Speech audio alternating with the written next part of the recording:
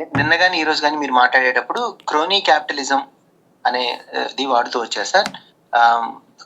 Crony క్యాపిటలిజంకి తేడా ఏమైనా ఉందా సార్?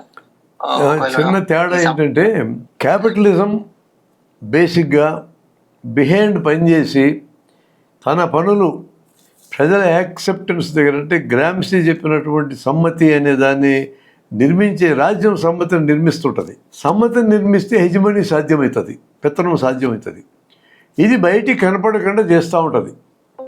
ఆ రకమైన దాపరికాన్ని క్యాపిటలిజం పాటిస్తుంది. ఎందుకంటే మనం గమనించాం, దోపిడీ కనపడమే క్యాపిటలిజంలో కనపడదు. అర్ధ బానిస వ్యవస్థలో కనపడేట్టుగా క్యాపిటలిజం కనపడదు. ఏం చెప్తారు? నువ్వు కష్టపడి పని చేయి, ఎకనామిక్ రూల్స్ చెప్తారు. ఎకనామిక్ రూల్స్ సైంటిఫిక్గా ఉంటాయండి. నీ శ్రమశక్తిని నువ్వు అమ్ముకో, ఎంత ధర చెప్పంటాడు. ఆ ధర ఇచ్చిన వాడికి లాభం వస్తుంది. ఎందుకంటే శ్రమశక్తి శ్రమగా మారేటోడు ఎక్కువ విలువ వస్తుంది కాబట్టి ఆ ప్రకృతి నియమాన్ని వాడు ఆడుకొని సర్ప్లస్ అని అప్రాపరియేట్ చేస్తాడు. కనపడదు వర్కర్కి. అది ఆ దాపరికం ఉంది. అంతేకాకుండా రాజ్యాన్ని వాడు తన అవసరాలు, తన వర్గ ప్రయోజనాల కోసం రాజ్యాన్ని వాడుకునే కార్యక్రమంలో రాజ్యం అందరిది, ప్రజలందరిది అని పిక్చర్ ఇస్తూ ఉంటాడు, బయటికి కనపడ్డు. క్రోనీ క్యాపిటల్లో అది సిగ్గు లేకుండా వాళ్ళ బంధం బయటకు వస్తుంది.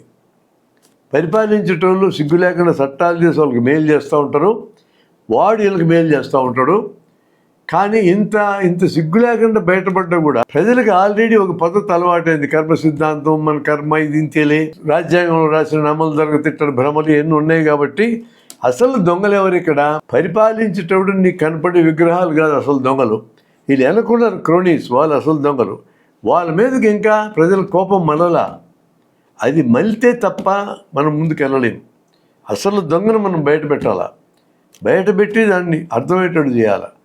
అలాంటివి మనకు చాలా ఉదాహరణలు. అమలుతున్న రాజ్యం చాలా థ్యాంక్స్ చెప్పాలా. అంత బాహాటం కనపడే బోల్డ్ అని పెట్టింది మన ముందు, మనం వాడుకోలేకున్నాం. క్రోనీ క్యాపిటలిజం ఇదని అర్థం చేసుకోవడానికి విమానాశ్రయం అనేదాన్ని విమానాల గురించి ఏమీ తెలియనోడికి ఇవ్వకూడదని వాళ్ళే చట్టం చేశారు. అసలు రాజ్యాంగ వ్యవస్థ ఉన్నవాడి బాంబేలో ఒక అతని చేతిలో ఉంటే షేర్లు అతను తరిమేసి వాళ్ళు ఇవ్వదలుచుకుని క్రోనీకి ఇచ్చారు. ఇన్ని కనపడుతున్నాయి కదా మనకి. ఒక ఐరన్ లెగ్ అని పేరు సంపాదించుకున్న ఒక ఎంటర్ప్రెన్యూరు 20,000 కోట్లు ఒక డీల్లు ఇప్పించినారు. ఇంతకంటే క్రోనీలు ఏం కావాలా? 100 క్రోనీ ఎగ్జాంపుల్స్ మనకు ఉన్నాయి. క్రోనీ క్యాపిటలిజం అంటే ఇన్ని ఎస్సాన్స్ ఏంటంటే క్యాపిటలిస్ట్కి రాజ్యానికి ఉండే లింక్ బహిరంగంగా కనపడేటట్టు ప్రవర్తించే సిచ్యువేషన్ క్రోనీ అంటాం. కనపడకుండా దాపరికం ఉన్నప్పుడు చాలా నటించగలరు వాళ్ళు. సంక్షేమ రాజ్యాలు సృష్టిస్తామని, చారిటీ ట్రస్టులు పెడతామని, కార్పొరేట్ రెస్పాన్సిబిలిటీ జనానికి అంత మేలు చేసి ఇన్ని నాటకాలను వేస్తారు. ఇప్పటికీ నడుస్తూనే ఉంటాయి ఆ నాటకాలు, నడవకుండా ఉండవు. వాడు అప్రాపరియేట్ చేసే సర్ప్లస్లో మనకి ఎంత ఇస్తాడు? పిటెన్స్ మనకి ఇచ్చేది చాలా తక్కువ. మనం అదే చాలా ఎక్కువ అనుకుంటాం. దాన్ని చూపించి అది డొనేషన్ కింద మనకిచ్చి వాళ్ళ మీద మనకున్న వర్గకసిని కూడా వాళ్ళు తగ్గించుకుంటారు. వర్గకసిగానే ఉండాలి. అది మన డబ్బు మనకిస్తున్నాడు, మనకేం చారిటీ ఇచ్చినాడా?